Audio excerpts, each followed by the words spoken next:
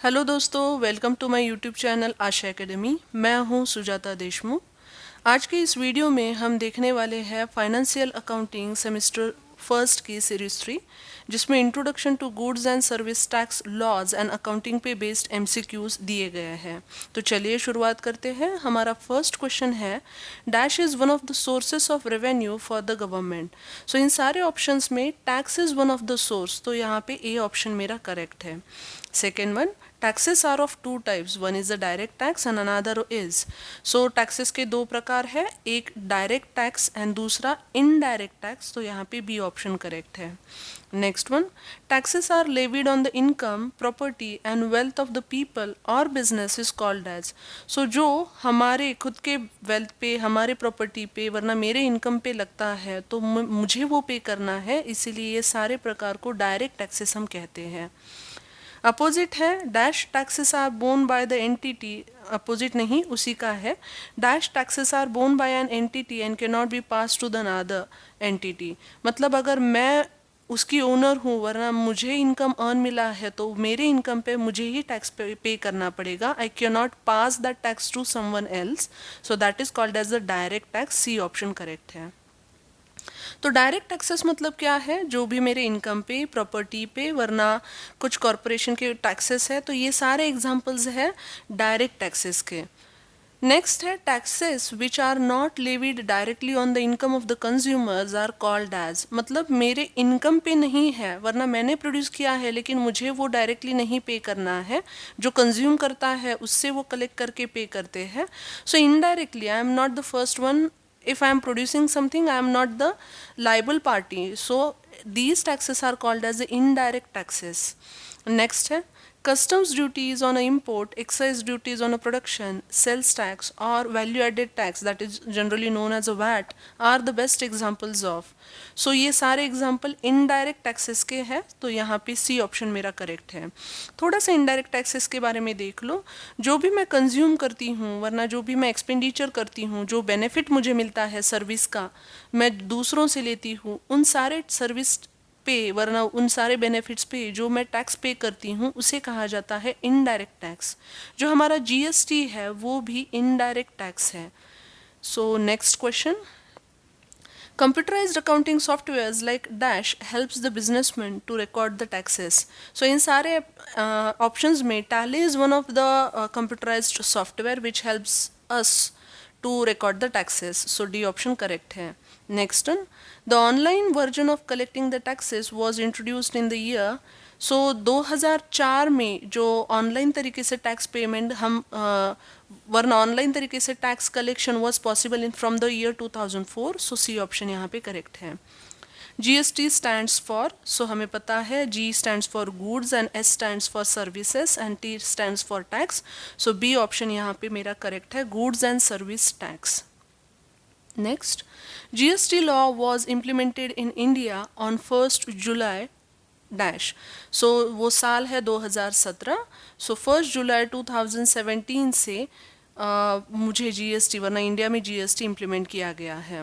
Next one, dash is a single levy on goods and service tax, मतलब जो goods पे भी and services पे भी जो टैक्स लगाया जाता है, मैं जो प्रोड्यूस करती हूँ वरना जो मैं सर्विस प्रोवाइड करती हूँ उन दोनों पे भी जो टैक्स लगाया जाता है वो है goods and service tax. Next है, dash has replace the central and state indirect taxes such as VAT, excise duty and service tax, मतलब जीएसटी आने से पहले बहुत सारे टैक्सेस थे, जैसे वैट है, एक्साइज ड्यूटी है, सेंट्रल गवर्नमेंट के अलग थे, स्टेट गवर्नमेंट के अलग थे। उन सारे टैक्सेस के बदले अभी जो वन टैक्स आया है सो वो है मेरा जीएसटी, सो डी ऑप्शन मेरा यहाँ पे करेक्ट है। Next one, dash is the first country who implements the GST in the year 1954, तो दो ऑप्शन यहाँ पे वरना दो क्वेश्चन एग्जामिनर आपको पूछ सकता है, एक तो कंट्री का नाम और दूसरा है साल, तो कंट्री है फ्रांस एंड दूसरा है 1954 में France was the first country who implemented the GST. Next, अभी ये सारे जो है वो जीएसटी के प्रकार है, so GST can be CGST, SGST, IGST and UTGST. उनकी फुल फॉर्म भी देख लो, उन पे भी क्वेश्चन आ सकते हैं। तो CGST stands for central goods and service tax, SGST stands for State Goods and Service Tax. IGST stands for Integrated Goods and Service Tax and UTGST stands for Union Territory Goods and Service Tax. तो ये full form आप ज़रूर ध्यान में रखिए. Next है Dash is the tax charged on the intra-state supplies of goods and services and shared equally by central and state government. तो यहाँ पे ध्यान देना बहुत ज़रूरी है. इंट्रा-स्टेट मतलब विद इन अ स्टेट, मतलब गुड्स जो प्रोड्यूस हुए हैं वरना जो परचेस हुआ है वो महाराष्ट्र में ही हुआ है और जो सेल हुआ है गुड्स का वो भी महाराष्ट्र में ही हुआ है. तो इस वक्त पे जो टैक्स लगाया जाता है वो equally central and state government बांट के लेता है. तो उन टैक्सेस को हम क्या कहते हैं? तो उसे कहते हैं CGST एंड SGST. तो यहाँ पे ए ऑप्शन मेरा करेक्ट है. तो जो CGST एंड SGST टैक्स है वो इंट्रा स्टेट मतलब एक ही राज्य में जो ट्रांजैक्शन होते हैं उन पे लगाया जाता है and central government and state government share it equally.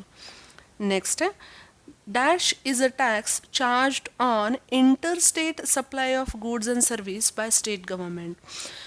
Actually ये स्टेट कलेक्ट किया जाता है वो है सेंट्रल गवर्नमेंट, लेकिन वो क्या बता रहे हैं देख लो.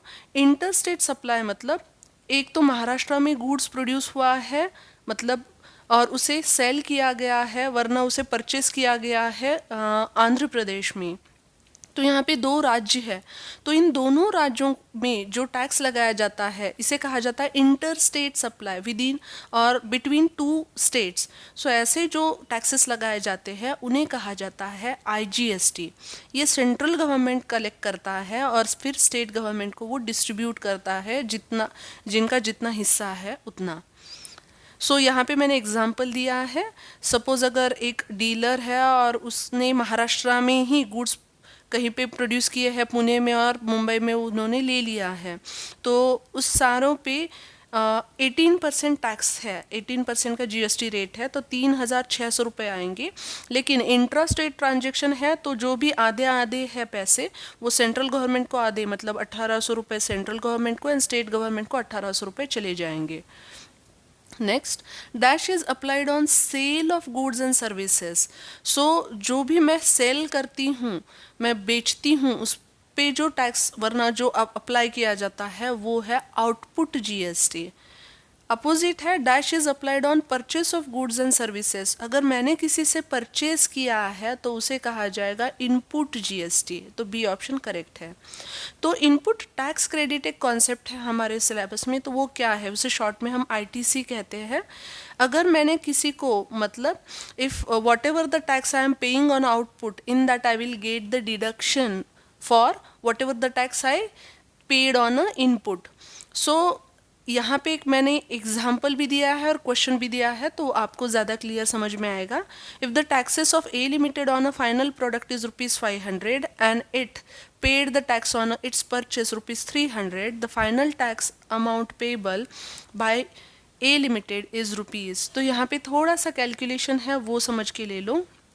अगर यहाँ पे 500 रुपये का टैक्स है मुझे फाइनल पे करना है जो आउटपुट पे देना है, लेकिन मैंने रॉ मटेरियल परचेस करते वक्त ऑलरेडी वहाँ पे 300 रुपये का टैक्स दिया है, तो इसका मतलब आई ऑलरेडी पेड 300. तो GST में आपको वापस ड्यूअल एस्पेक्ट कैंसिल किया गया है वरना डबल इफेक्ट जो है ड्यूअल इफेक्ट वहाँ पे कैंसिल किया गया है. तो यहाँ पे 300 पे किया है तो फाइनल 500 में 300 डिडक्ट किए जाएंगे और बचा ही tax A limited will be liable to pay. मतलब ये जो 300 रुपये मैंने ऑलरेडी पे किए हैं that is called as a input tax credit. और मुझे एक्चुअली कितना लगेगा, सिर्फ मुझे 200 रुपये का टैक्स फाइनली पे करना पड़ेगा. तो यहाँ पे मेरा C ऑप्शन करेक्ट रहेगा. Next dash form is used for GST registration. So form GST registration 1 ये जो फॉर्म है A ऑप्शन जो है वो फॉर्म हम GST रजिस्ट्रेशन के लिए यूज़ करते हैं. Next GST registration certificate is valid till. अगर एक बार मैंने रजिस्टर कर दिया तो उनकी वैलिडिटी क्या है, तो जब तक मैं खुद से कैंसिल नहीं कर देती तब तक वो GST सर्टिफिकेशन वरना सर्टिफिकेट मेरे लिए मेरे बिजनेस के लिए वैलिड है. GST is levied on. तो GST किन पे लगता है, तो as I told you it is a indirect tax, तो ये कंज्यूमर पे भी लग सकता है, मैन्युफैक्चरर पे भी लग सकता है, वरना रिटेलर पे भी, मतलब जितनी चेन है प्रोड्यूसर से कंज्यूमर तक उन सारों पे ये जीएसटी लग सकता है। सो डी ऑप्शन मेरा करेक्ट है। अगर ये वीडियो आपको पसंद आता है तो आप उसे लाइक कीजिए, शेयर कीजिए, एंड चैनल को अभी तक अगर आपने सब्सक्राइब नहीं किया है तो सब्सक्राइब भी ज़रूर कीजिए।